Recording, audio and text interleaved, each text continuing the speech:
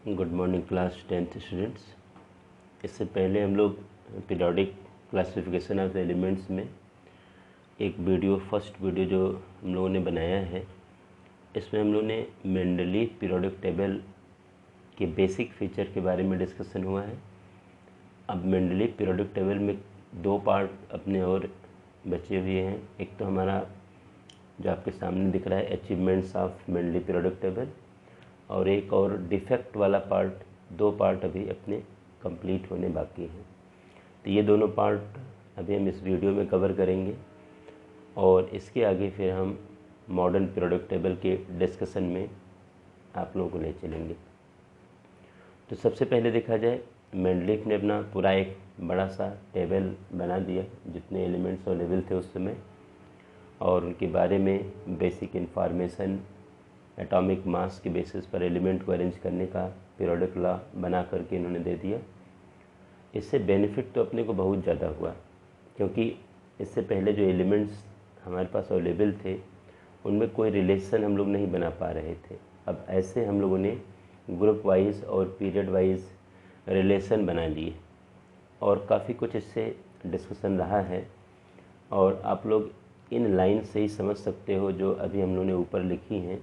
Mendeleev periodic table was one of the greatest achievements. आप देखो इस पॉइंट को, ये लाइन हम लोगों के सामने क्या शो कर रहा है, ग्रेटेस्ट अचीवमेंट्स है, specially in the development of chemistry.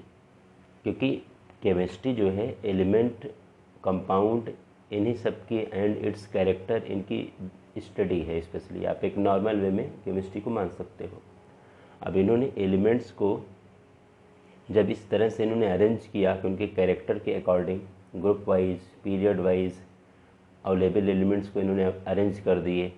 कुछ एलिमेंट्स को इन्होंने गैप छोड़ दिया कि बाद में ये डिस्कवर होंगे, और उनके बारे में इन्होंने प्री प्लान्ड तरीके से पहले ही कैरेक्टर और इन सब के बारे में इन्होंने इन्फॉर्मेशन दे दी।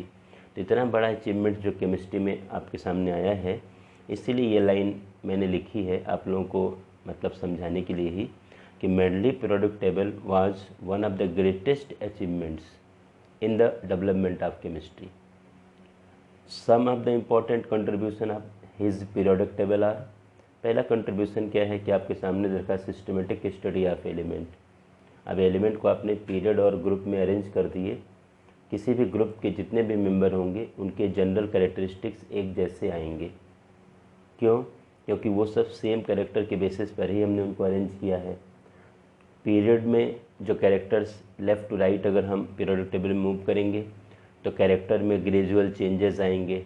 मतलब ऐसा नहीं होगा कि इंस्टेंट कोई चेंज आ जाएगा, ग्रेजुअल चेंजेस आएंगे। तो हमें एलिमेंट के जितने भी अवेलेबल हैं उनके सिस्टमेटिक स्टडी का एक कह सकते हो टेबल अवेलेबल हो गया, और अपने को बहुत आसान हो गया। Classification of element on the basis of fundamental atomic particle. आपको पहले से ही पता है एटॉमिक प्रॉपर्टी यानी एटॉमिक मास को इन्होंने बेस माना है। अगर हम एलिमेंट्स को एटॉमिक मास के इंक्रीजिंग ऑर्डर में 1 बाय 1 अरेंज कर दें तो अपने को एक सेम इंटरवल के बाद, फिक्स इंटरवल के बाद सेम नेचर का एलिमेंट रिपीट होगा, या सेम नेचर का एलिमेंट अपने को अवेलेबल हो जाएगा, मिल जाएगा।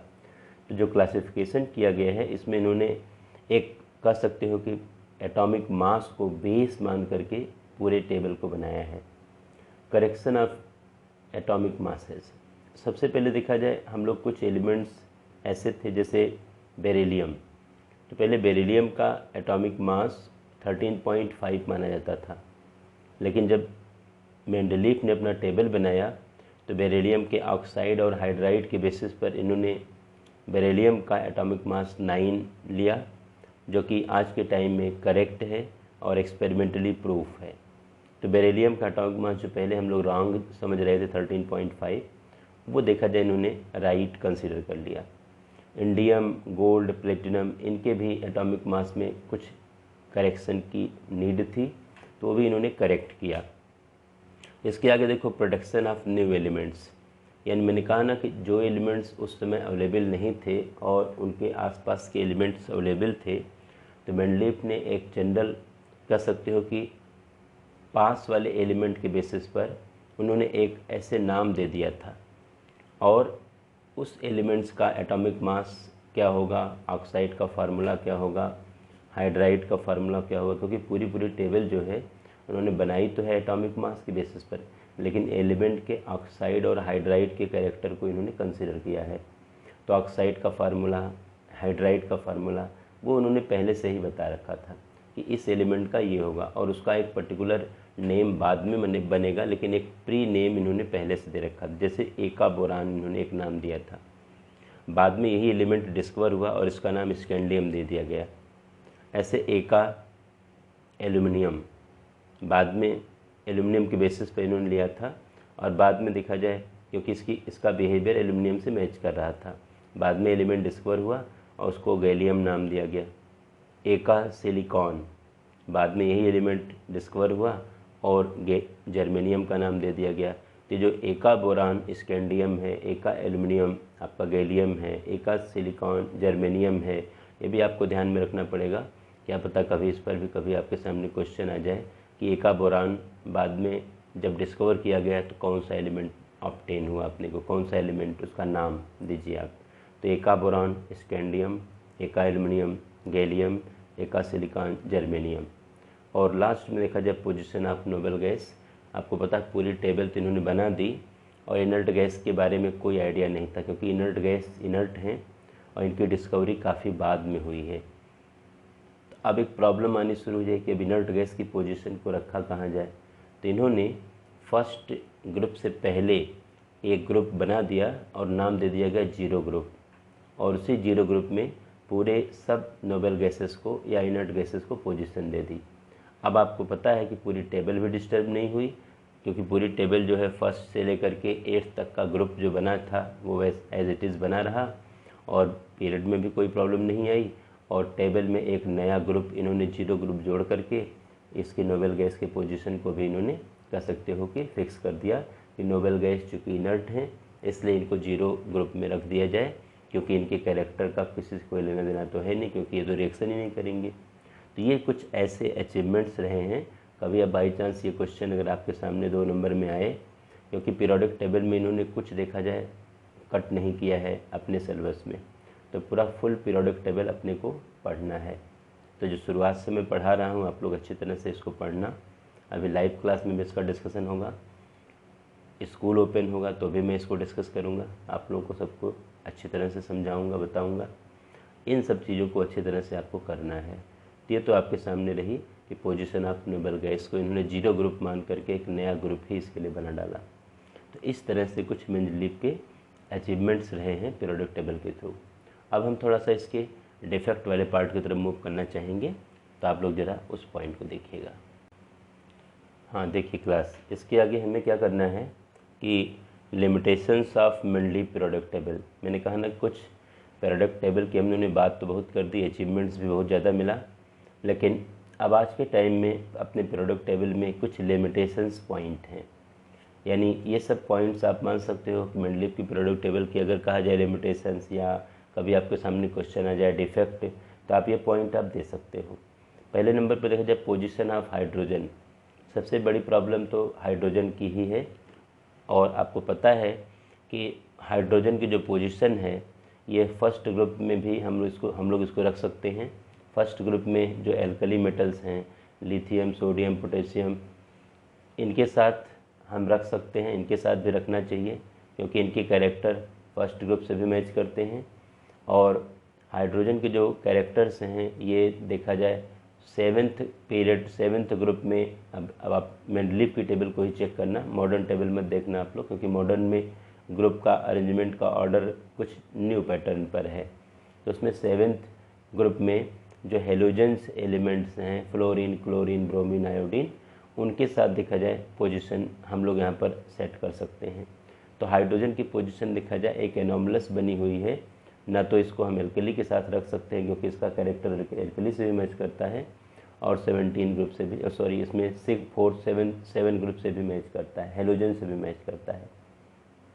कुछ देखा जाए कहीं कहीं मेंडलीव ने अपनी टेबल बनाते समय ऐसे पेयर नज़र आए कि जहाँ पर ज़्यादा एटॉमिक मास वाले को पहले पोजीशन दे दी गई और कम एटॉमिक मास वाले को बाद में पोजीशन दे दी गई, जो कि इनके पीरियोडिक लॉ के अगेंस्ट है। कैसे? आर्गन का एटॉमिक मास 39.9 है और पोटेशियम का एटॉमिक मास देखा जाए 39.1 है। तो आपको दिख रहा है अगर हम एटॉमिक मास का इंक्रीजिंग ऑर्डर लेना चाहेंगे तो पोटेशियम का पहले नंबर आएगा और आर्गन का बाद में, लेकिन आर्गन का नंबर इन्होंने पहले लिया है, आर्गन को पहले पोजीशन मिली है और पोटेशियम इसके बाद पोजीशन मिली है। कोबाल्ट का एटॉमिक मास है 58.93 और निकिल का एटॉमिक मास 58.71। निकिल को पहले पोजीशन मिलनी चाहिए क्योंकि एटॉमिक मास कम है, कोबाल्ट को उसके बाद मिलनी चाहिए, लेकिन कोबाल्ट पहले आता है, निकिल बाद में। आप लोग पीरियोडिक टेबल में इन सब चीज़ों को देखना भी, आपके पास एनसीईआरटी में जो पीरियोडिक टेबल अवेलेबल है, आप सब इन पेयर को टेबल में भी एक बार चेक करना कि क्या ऐसा है। ये पूरी तरह से आपको मिलेगा कि हाँ ऐसा ही है। टेलुरियम के का एटॉमिक मास 127.6 है और आयोडीन का 126.9 है। यहाँ पर भी देखा जाए टेलुरियम का एटॉमिक मास ज़्यादा है, फिर भी ये पोजीशन इसको पहले मिली, और आयोडीन का एटॉमिक मास कम है, पोजीशन बाद में मिली। तो मेरे कहने का मतलब क्या है कि ये सब कुछ ऐसे एनॉमलस पेयर टेबल में अवेलेबल हैं जहाँ पर हमें करेक्शन की नीड है। ये मेंडलीफ के पीरियोडिक टेबल के डिफेक्ट्स हैं या लिमिटेशंस हैं। आगे देखो पोजीशन ऑफ आइसोटोप्स। आप सबको आज के बाद टाइम में ये तो पता है कि आइसोटोप्स होते क्या हैं।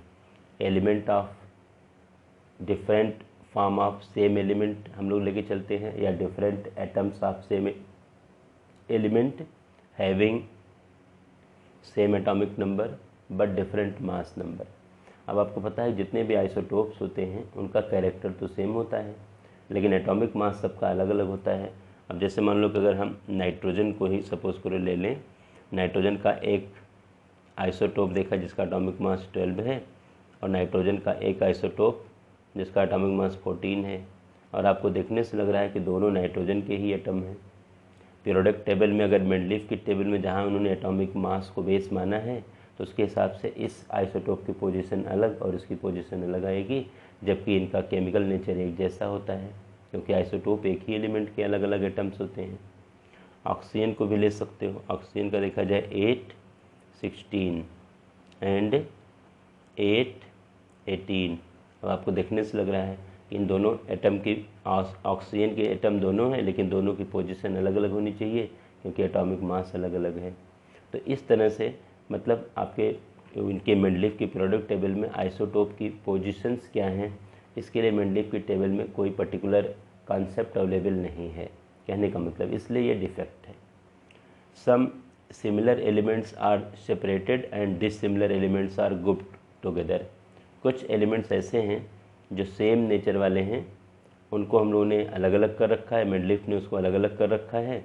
जैसे देखा जाए हम लोग लिथियम, सोडियम, पोटेशियम, ये फर्स्ट ग्रुप के मेंबर हैं, और इन्हीं के साथ साथ देखा जाए अगर आप पीरियोडिक टेबल को इनका मेंडलीफ की टेबल को देखना ध्यान से तो कॉपर, सिल्वर, गोल्ड इसी के साथ पोजीशन दे दी गई है। अब लिथियम, सोडियम, पोटेशियम का नेचर कैरेक्टर पूरा अलग है और कॉपर, सिल्वर और गोल्ड का पूरा नेचर और पूरा कैरेक्टर पूरी तरह से अलग है।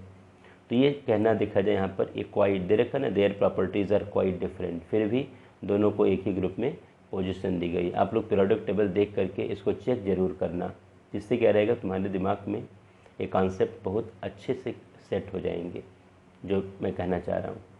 आगे देखो cause of periodicity. Cause of periodicity में क्या सिंपली समझने आना चाहिए कि जो मेंडलीफ की टेबल में, या हम लोगों ने कंसिडर तो कर ही लिया कि अगर हम एटॉमिक मास का इंक्रीजिंग ऑर्डर बनाते जाएं तो एक फिक्स इंटरवल के बाद सेम नेचर, सेम कैरेक्टर का एलिमेंट रिपीट होगा। तो अब ऐसा होता क्यों है, इसके लिए क्या रीज़न हो सकता है? इस रीज़न को आपका मेंडलीफ की टेबल से या मेंडलीफ ने कुछ भी नहीं इसके बारे में बता पाए, सजेशन दे पाए या कॉन्सेप्ट दे पाए कि ऐसा क्यों हो रहा है कि एक फ़िक्स इंटरवल के बाद सेम नेचर का कैरेक्टर का एलिमेंट रिपीट हो रहा है। तो Mendeleev did not explain the cause of periodicity among the elements. तो ये कुछ ऐसे डिफेक्ट्स पॉइंट हैं जो मेंडलीफ की टेबल के ऑलरेडी हैं। तो कभी कभी मेंडलीफ के टेबल के अचीवमेंट्स आपके एग्ज़ाम में आ जाते हैं, कभी कभी मेंडलीफ के टेबल के डिफेक्ट्स वाले पॉइंट्स आपके एग्ज़ाम में आ जाते हैं। इसलिए आप लोग थोड़ा इन सब का अच्छी तरह से स्टडी करिएगा, जिससे कि कोई भी क्वेश्चंस आएँ उसको अच्छी तरह से एक्सप्लेन किया जा सके, आप अच्छी तरह से अपने कॉन्सेप्ट को स्ट्रॉन्ग बनाओ और जिससे कि बेटर एक्सप्रेशन में आप उसका आंसर दे सको। अब इतना सब कुछ होने के बाद अब हम लोग मॉडर्न पीरियोडिक टेबल पर आना चाहेंगे। ये जो मॉडर्न पीरियोडिक टेबल है ये भी बड़े काम की पीरियोडिक टेबल है और आज के टाइम में यही हमें हर जगह फॉलो करनी है। तो सबसे पहले यहाँ पर देखा जाए, मैं इतना समझाना चाह रहा हूँ कि जो 1913 में स्पेशली देखा जाए मोज़ेले का नाम आता है, जो कि एक फिजिक्स के साइंटिस्ट हैं। इनका केमिस्ट्री से बहुत ज़्यादा कोई लेना देना नहीं है। तो इन्होंने एक्सरे एक्सपेरिमेंट एक कर रहे थे, उसी के बेसिस पर इन्होंने एटॉमिक नंबर डिस्कवर किया। In 1913 Moseley shows that atomic number of an element is a more fundamental property than atomic mass. Mendeleev ने एटॉमिक मास को माना था, क्योंकि मेंडलीफ के टाइम में एटॉमिक नंबर के बारे में किसी कोई आइडिया था ही नहीं।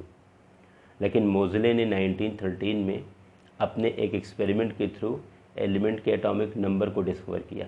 तो आपको अगर कभी ये क्वेश्चन में आ जाए कि एटॉमिक नंबर डिस्कवर किसने किया है, तो आप बड़े आसानी से मोज़ेले को दिमाग में रख सकते हो कि मोज़ेले ने सबसे पहले एटॉमिक नंबर डिस्कवर किया है। तो ये साइंटिस्ट फिजिक्स के, लेकिन एटॉमिक नंबर डिस्कवर करने के बाद इन्होंने क्या देखा, एक रिलेशन बनाया कि किसी भी एलिमेंट का जो फंडामेंटल प्रॉपर्टी हैं, जो बेसिक प्रॉपर्टीज़ हैं, ये एटॉमिक मास के बजाय एटॉमिक नंबर पर ज़्यादा डिपेंड हो रही हैं, मतलब ज़्यादा क्लियर हम उनको एक्सप्लेन कर पा रहे हैं।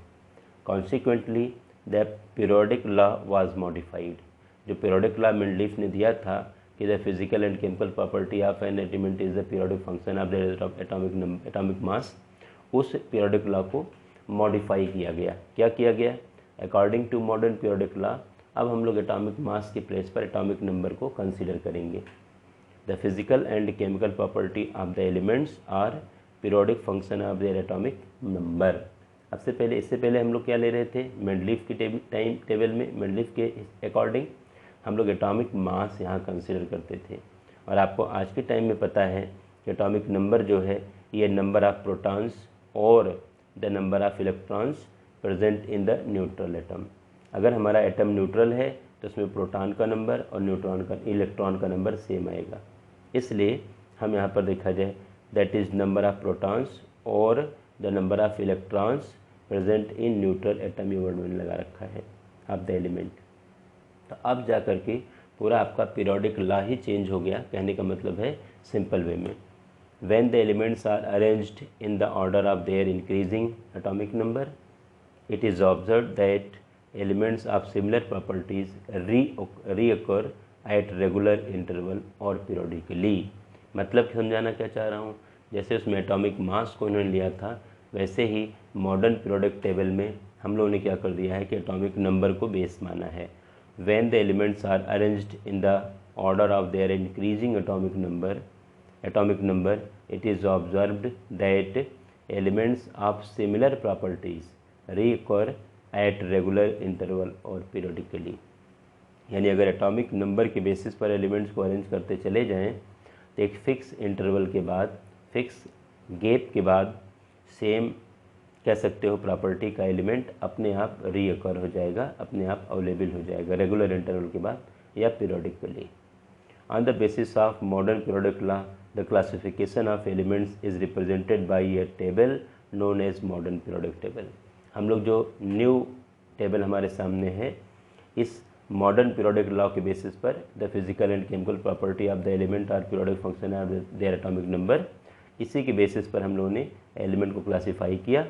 और इस तरह से पूरी एक टेबल जो रिप्रेजेंट कर दी गई, extended table, long form table, मतलब बहुत कुछ अलग अलग नाम भी हम इसको देते हैं, और इसी को हम लोगों ने मॉडर्न पीरियोडिक टेबल का नाम दिया है।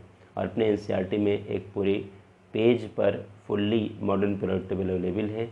किसी बच्चे के पास हो सकता है कि वो एक जो कॉपी टाइप की आती है थोड़ी सी बड़ी फॉर्म में, वो भी होगी। आप लोग उस पीरियोडिक टेबल को खूब ज़्यादा स्टडी करना, क्योंकि ये सब हमारे लिए बड़े काम के पॉइंट हैं। थोड़ा सा पॉइंट में भी आपके सामने पीरियोडिक टेबल का दिखाना चाहूँगा, तो आप उसको थोड़ा सा देखना।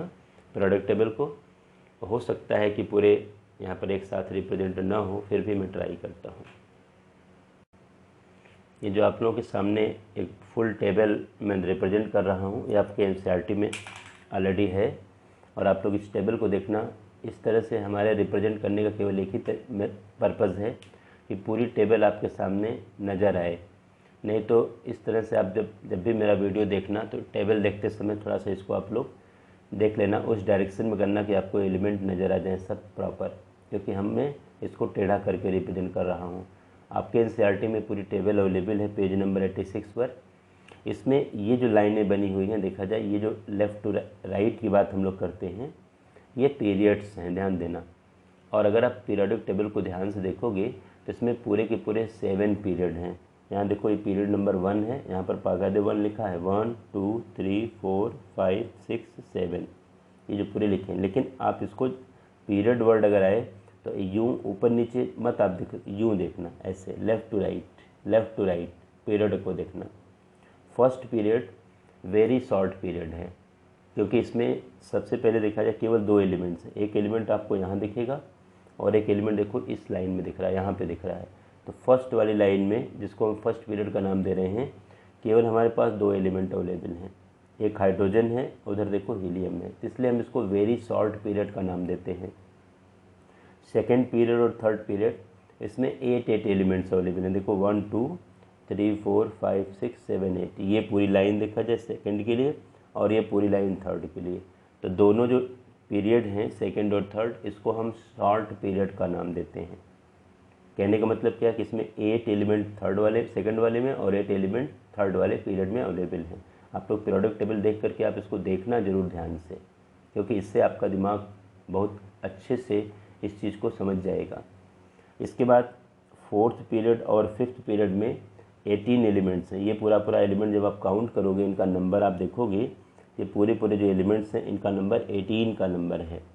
यहाँ पर देखा जाए अगर थर्ड पीरियड के बाद फोर्थ पीरियड लेके चलेंगे हम, यहाँ पर 19 20 21 22 पूरा एटॉमिक नंबर दिया गया है। और लास्ट तक देखा जाए ये फुल एक एटॉमिक नंबर इंक्रीजिंग ऑर्डर में आपके सामने अरेंज है। और इसी तरह से 5 नंबर वाले टेबल को भी देखोगे तो यहाँ पर भी 18 एलिमेंट्स आपके सामने आएंगे। इनको हम लोग लॉन्ग पीरियड का नाम देते हैं 18 एलिमेंट्स के साथ। फर्स्ट वाले को वेरी शॉर्ट, सेकेंड और थर्ड वाले को शॉर्ट पीरियड और फोर्थ और फिफ्थ वाले को लॉन्ग पीरियड। सिक्स वाले पीरियड में क्या कहानी है, ये जो आपके सामने पूरी का पूरा 18 एलिमेंट्स नज़र आ रहे हैं, इन 18 एलिमेंट्स के साथ ये जो 14 एलिमेंट्स हैं इनकी भी पोजीशन यहीं पर है। ध्यान देना, ये जो लास्ट में जहाँ पर लेंथेनॉइड्स लिखा हुआ है, इनकी भी पोजीशन रियल में इन्हीं के साथ है। कभी आप टेबल को देखिएगा तो यहाँ पर एक एलिमेंट से La लेंथेनम, यहाँ देखो स्टार लगा हुआ है, और लेंथेनाइड से पहले भी देखो एक स्टार लगा हुआ है। मतलब ये जो 18 एलिमेंट्स हैं और साथ में ये 14 एलिमेंट्स सब एक ही पीरियड के मेंबर हैं।